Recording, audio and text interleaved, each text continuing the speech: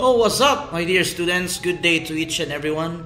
So, for today's video, we are going to talk about the dynamics of Newton's laws of motion. So, grab your pens and your notebooks and get ready to take down notes as we are about to embark another learning for today's A Moment of Science with Mr. Rabino.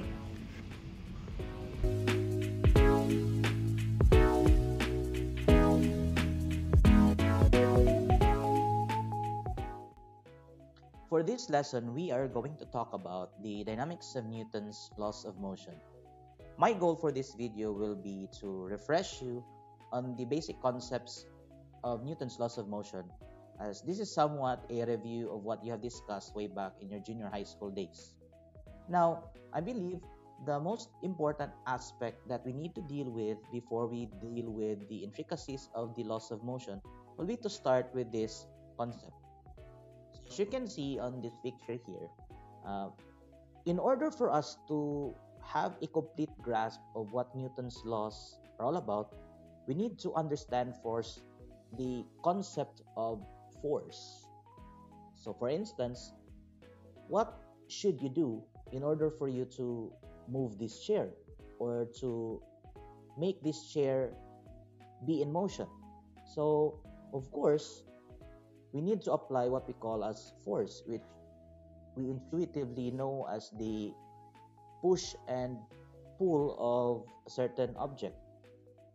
Depending on the intensity of the force that you apply, you may be able to move this chair to a longer distance, or if the force that you apply is a little bit small, then the chair will only move to a certain distance.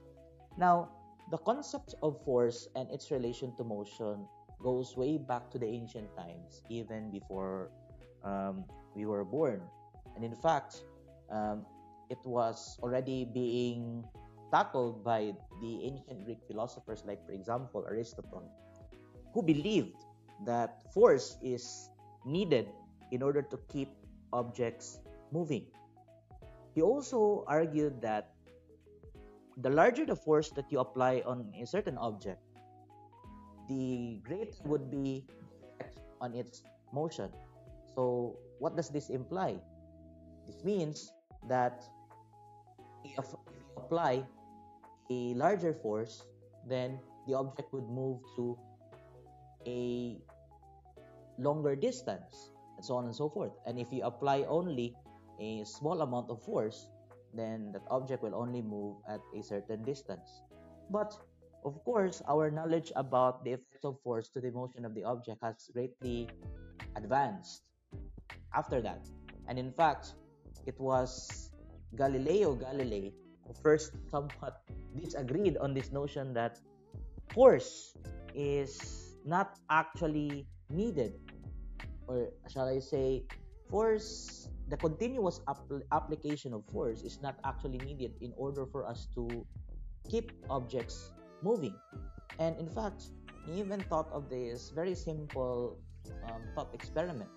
Like, for instance, if you move an object to a rough floor, of course, because of the effect of the friction, you need to apply a bigger force on that object in order for this object to be moved on the rough floor. But consider this, if we are to move this object on the smooth floor, then technically you don't need that bigger amount of force to actually make the object to continuously move. You actually need only lesser force in order to move this object. In fact, it was the genius of Galileo Galilei who devised this very simple argument that, for instance, if you throw a ball into the space with even a very little amount of force,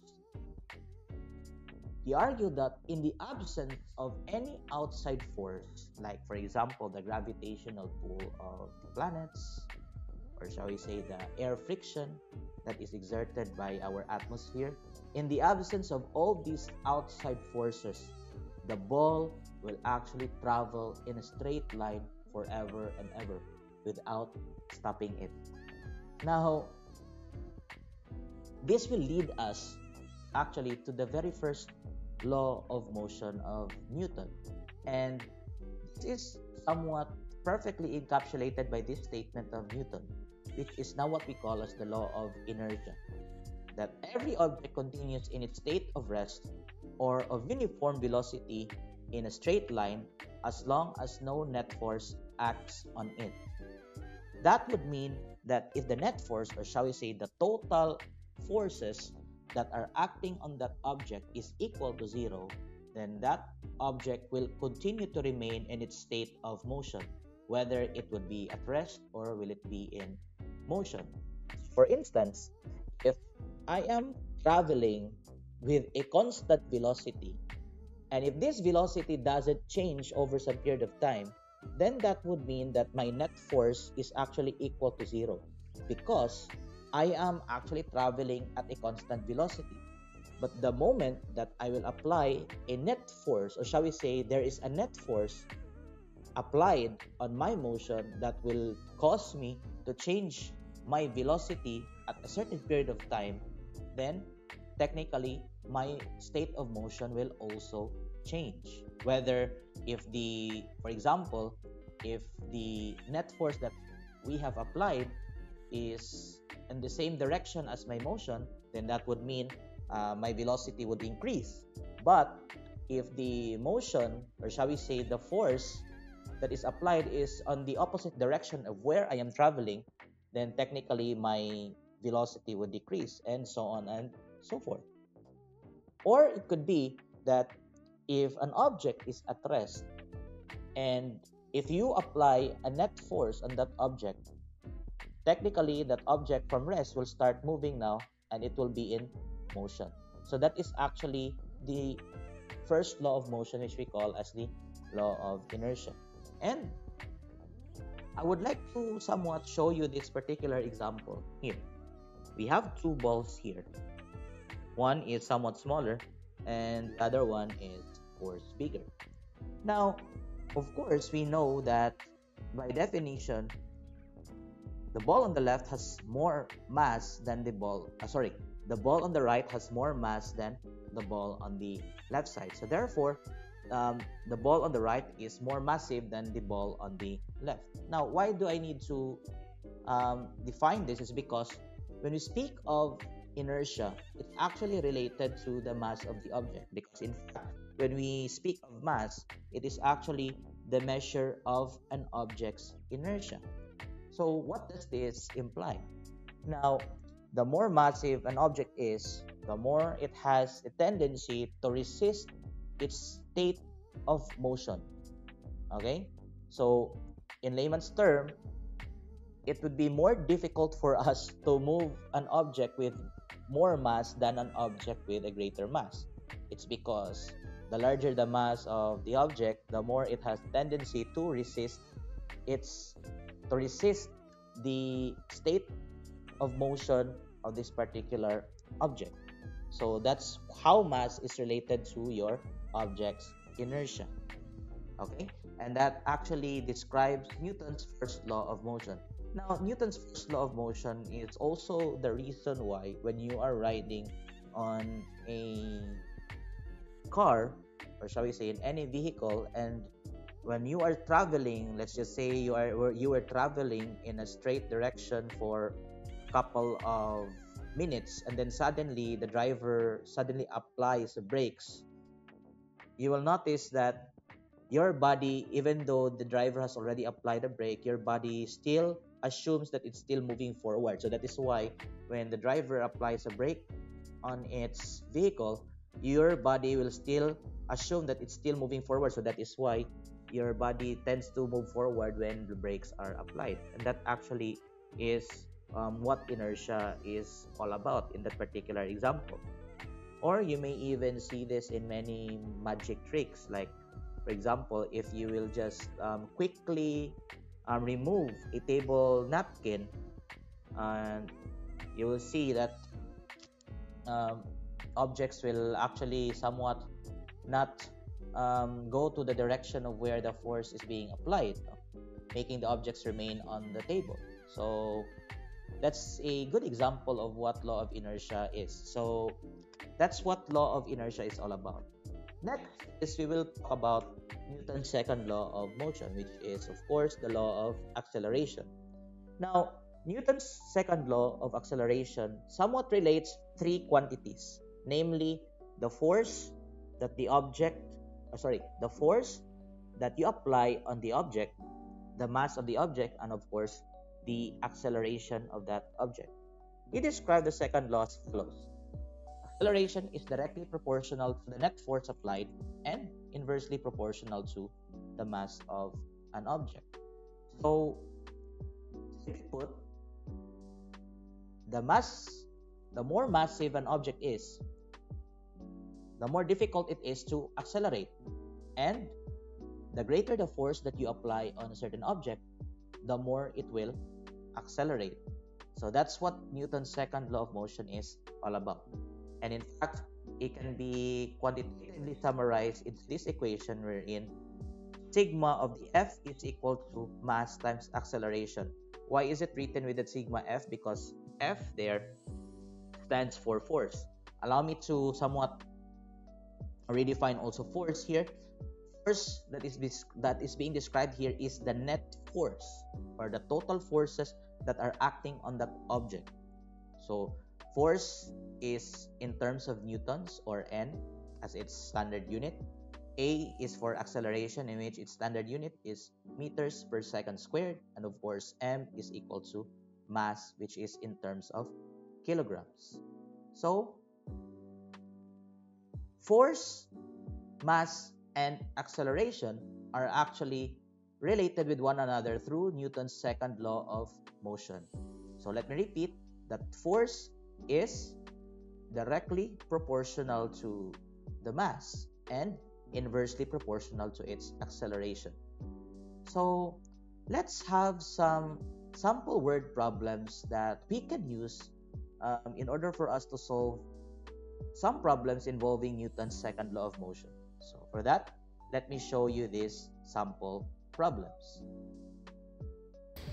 Now, let's consider this sample problem here that I solved in advance for you. So let's say we are pushing a cart. A 20 kilogram shopping cart is pushed with a force of 40 newtons. Assuming that there will be no friction, what is the acceleration of the cart? So first, in order for you to solve, always remember the acronym G, A, S, and A, or in short, GASA. Okay? So given are the mass of the object, which is equal to 20 kilograms, and its force applied, which is 40 newtons. There are no other forces being applied, so we will consider this as our net force. And what is asked is, of course, our acceleration. So therefore, you can actually solve for the acceleration wherein we will use this formula. A is equal to F divided by M. Where did I get this? So this is actually from the formula that we described a while ago about the law of acceleration, in which F is equal to M times A. Now, some of you might be confused in deriving the formula for acceleration using this equation here on the top. So we devised a triangle of the equation for this particular law. So we have here the triangle of the law of acceleration, wherein F is divided by M and divided by A here in the triangle. So therefore, if you want to calculate for F, you need to multiply mass times acceleration. If you want to calculate for acceleration, then we need to divide force to its mass. And then if you want to calculate for the mass, then we need to divide the force to its acceleration. So you just simply need to follow the triangle of the equation here. So since you're looking for the acceleration, so therefore we will need to divide the force over its mass. So substituting 40 newtons divided by 20 kilograms. So as you noticed here, I broke down the unit of Newton because 1 Newton is actually equivalent to 1 kilogram meter per second squared. So that is our unit conversion here. So therefore, in order for you to see how the kilogram unit was cancelled in this particular example, I broke down the unit of Newton into kilogram meter per second squared, so that we can see the cancellation of the kilogram unit here.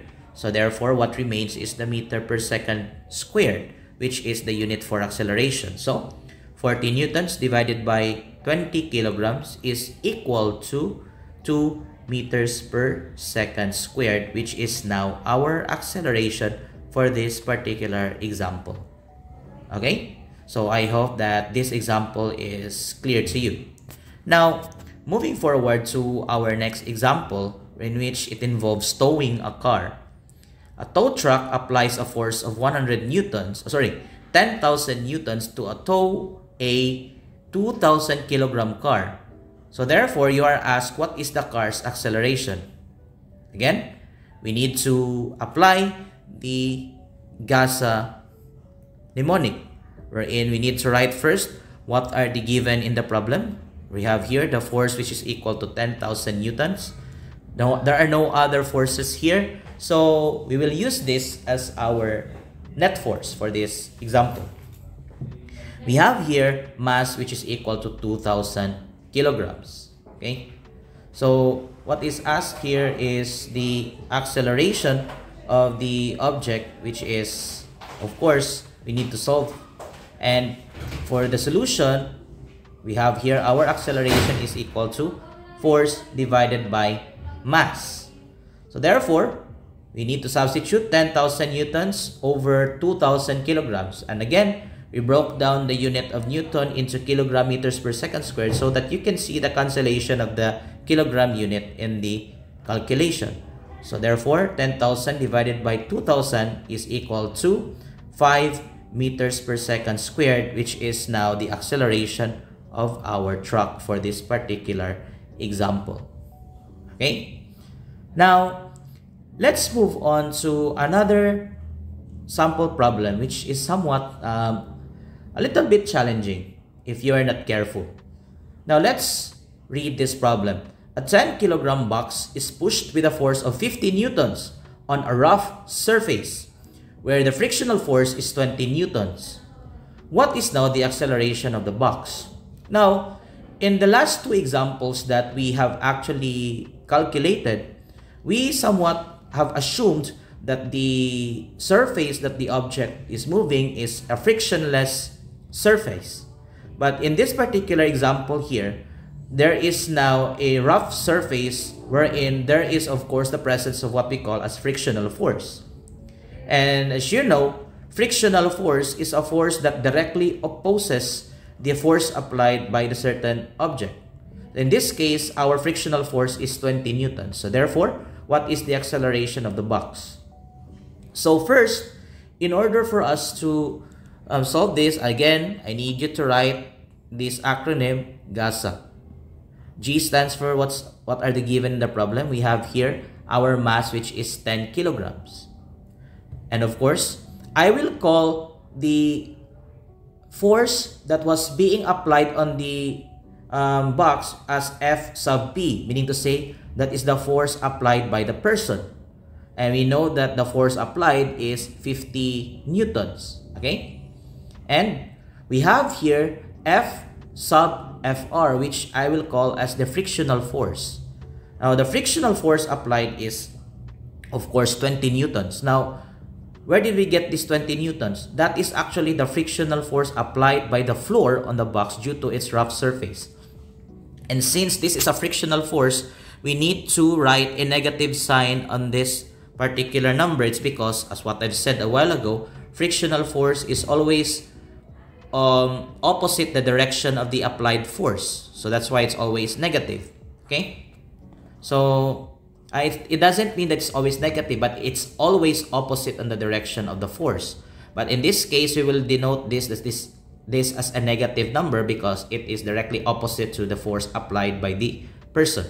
So in order for you to solve the acceleration here, you need to write here force, which is, of course, the net force divided by m. Now, I need to denote here that we need to get the net force here because there are two forces that are acting on the box. We have the force applied by the person and, of course, the frictional force applied by the floor due to its rough surface.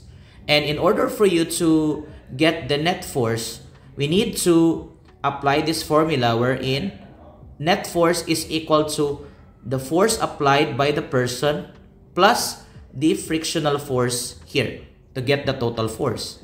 Now, we know that the force applied by the person is 50 newtons minus 20 newtons. Why did I write here minus? It's because although it's positive it's a plus sign on the formula, our sign for the frictional force is negative. So we can just write it directly as minus 20 newtons. Okay? So our net force therefore would be equal to 30 newtons. And substituting our value of the net force to our equation, in which 30 newtons divided by 10 kilograms, that is of course equal to 3 meters per second squared. And that is now our final answer for our acceleration for this particular problem. And as a schematic diagram for you to understand the problem more clearly, as you can see, your frictional force is always parallel to your surface, and it's always on the opposite direction of the applied force on the object. So in this case, it's going to the left, which is 20 newtons, and of course our 50 newtons is also going on the opposite direction. So I hope that you understood this particular example. So hope that the explanation that we provided to you are clear. So let's move on now to our next lesson. Now that you have learned how to apply Newton's second law of motion into some of the word problems, let us now move on to Newton's third law of motion. Newton's third law of motion is what we call as the law of interaction. Perfectly encapsulated the concept into the following statement. Whenever one object exerts a force on a second object, the second exerts an equal force in the opposite direction on the first. And sometimes we can even summarize this into the very famous quote, "In every action there is an equal but opposite reaction." So in order for us to understand these concepts, let's take a look at this diagram here on your screen. So as you can see here, a force is exerted by the hand on the desk. And although you can't see the effect of the force immediately as you apply force on the desk by your hand, you can actually feel that the desk is actually exerting a force on you, because of course when you slam the desk, somewhat it would be painful, right? And that is actually a proof that there is actually an equal opposite force being applied by the desk as you apply a force by your hand on the desk itself. Okay, so as you can see, the magnitude of the force that you apply by your hand on the desk is just equal to the force that you exert by your hand on the desk. The force exerted on hand by the desk. Although they are equal in magnitude, but they are in the opposite direction. And this is actually the concept of how rockets are being propelled out of our atmosphere. Um, Rockets are, of course, a very fascinating invention, and it's actually one of the significant inventions of our time, because with the invention of rockets, and we were able to eventually conquer space.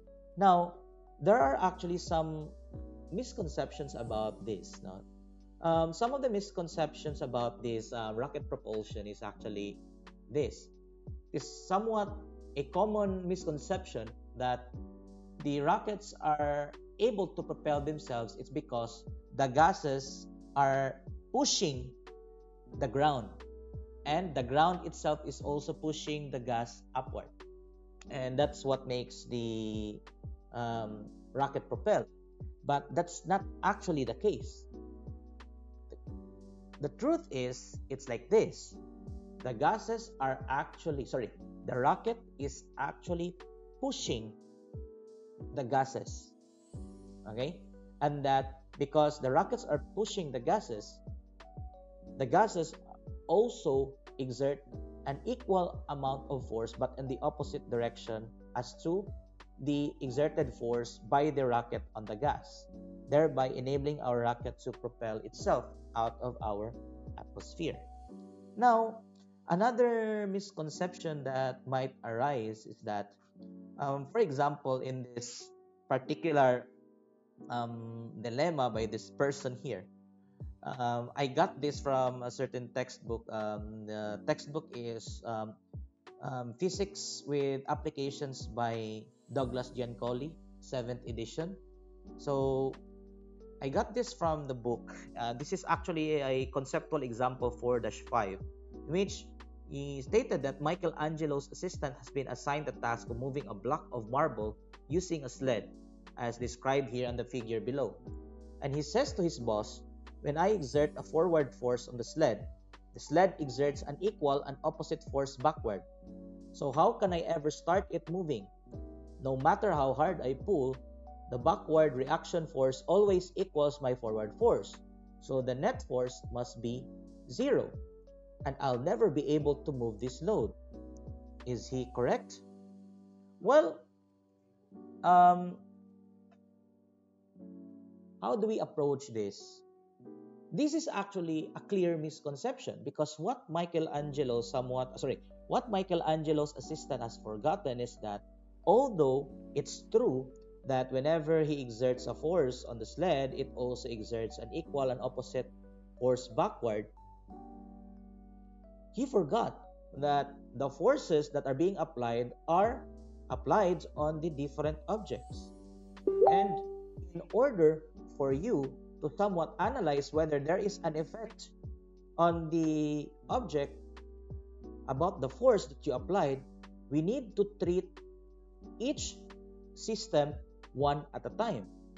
So for example, in order for us to know whether there is an effect on the person as he tries to pull the sled forward, as shown here on the picture, we need only to consider what are the forces that are exerted on the person. In this case, Michelangelo's assistant. So as you can see here, it's actually highlighted by the, I don't know what color is this. This is a pink arrow.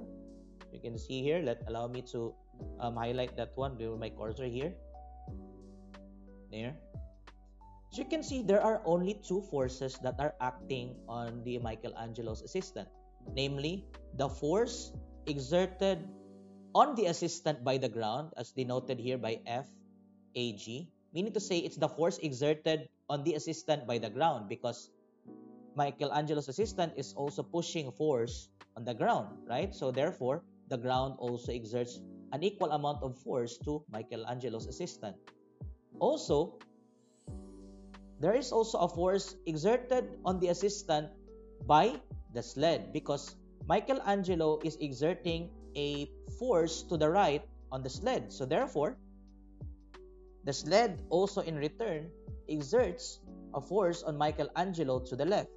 Now, depending on the magnitude of the force on the assistant exerted by the ground, depending on the magnitude of how hard Michelangelo pushes the ground, then there would be a total, shall we say, a net force that will result here. Because the greater the force that he exerts on the ground, therefore, the lesser would be the force, it's like this. The greater the force that he exerts on the ground here, there will be a bigger force here on the ground compared to the force here on the sled. So therefore, there will be a net force going to the direction on the right. So allow me to use a pen here. So there will be a total net force going to the right. As what I've said, depending on the amount of force that he applies here on the ground. The greater the amount of force that he applies here on the ground, there will be a bigger force here compared to the force here exerted by the sled. So therefore, a bigger force here on the assistant exerted by the ground, the net force will be going to the right. So therefore, Michelangelo's assistant would still be moving. So that is actually our misconception there. So we cannot use that argument that whenever we exert a force, there is an equal amount of force being exerted on the opposite direction. So therefore, everything cancels out. So everything, or the net force, would be zero. So if that would be the case, then we would not be moving at all. You have to remember that Newton's third law of motion is applied on different objects. And in order for you to see if the forces has an effect on the object, you need to analyze the net force that are exerted on one single object. Okay?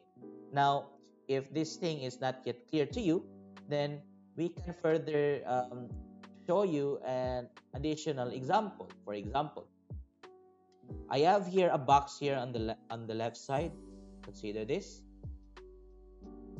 Now, in order for you to have a zero net force, it should be that the box, or the total amount of forces on the box, or the net force on the box, must be equal to zero, meaning to say that in order for the box to continue to be at rest, there must be a zero net force on the box. So that would mean that the forces on this side, and of course the gravitational force downward, and of course the normal force upward, must all sum up to zero in order for this box to remain at rest. But of course, in order for this box to move, then you must exert a greater amount of force on either side of the box so that there would be a net force. Because if there is a net force, then there would be motion. So I hope that you understood this particular example. And to summarize everything on Newton's laws of motion, allow me to recap again the three laws of motion. First is Newton's law of inertia. Every object continues in its state of rest or uniform velocity in a straight line as long as no net force acts on it. Then we have Newton's second law, which is the law of acceleration, wherein acceleration is directly proportional to the net force applied and inversely proportional to the mass of an object. And we can use the triangle of the equation here, as you can see on the lower right side of your screen. And if ever my face is blocking the way, I would I would remove first my face there so you can see the triangle of the equation right now. Okay? So, and lastly, we have our law of interaction, wherein whenever one object exerts a force on the second object, the second exerts an equal force in the opposite direction on the first object. I hope that makes everything clear in our discussion on the dynamics of Newton's laws of motion.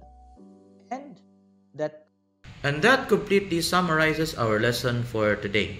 And I hope that you have learned something out from our discussion on the dynamics of Newton's laws of motion. In the next video, we will be discussing about the applications of the Newton's laws of motion using free body diagrams.